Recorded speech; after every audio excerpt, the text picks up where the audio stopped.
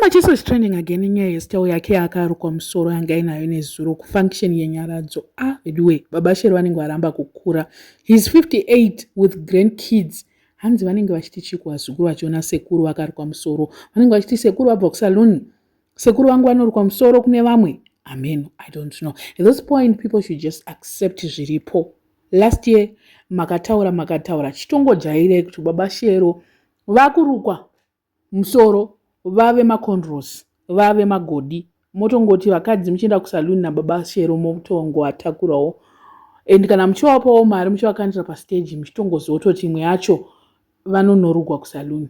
Motovabata mototi baba Shero mari yekunorukwa musoro iyi because ndo zvatovepo. Hanzi atsuruke mudhara uyu apa mafuti.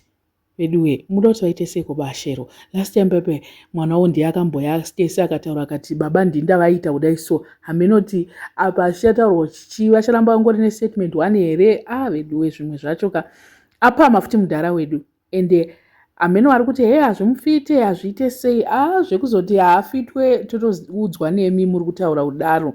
Royal Mint posted kuti Stacy Macheso bisirawo date Pinterest mufoni mavo ita kuti vasakwanise kuidownload futi ukapedza wesa vhiti pamalines avakarukwa ayo kuti vasaite makwenu. Vhiti yekuita seko nayo Royal Mint andi vhiti ndeye remover iri kunzi iswe musoro iyoyo.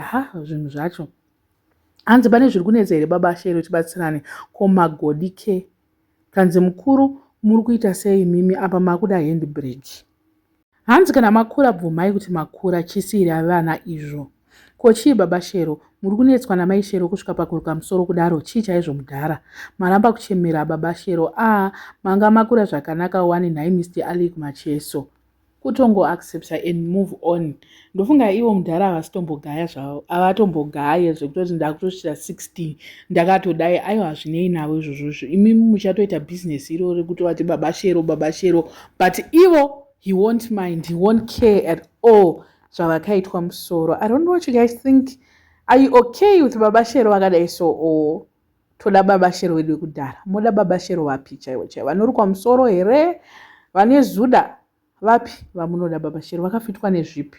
Asi zvakuitawo zvichifida asati zvakunyatsokuitirai kana zvisati zvakukuitirai haminoti munokomplaina kupi. Otherwise this is new baba Shero ndo vamotojairai vava.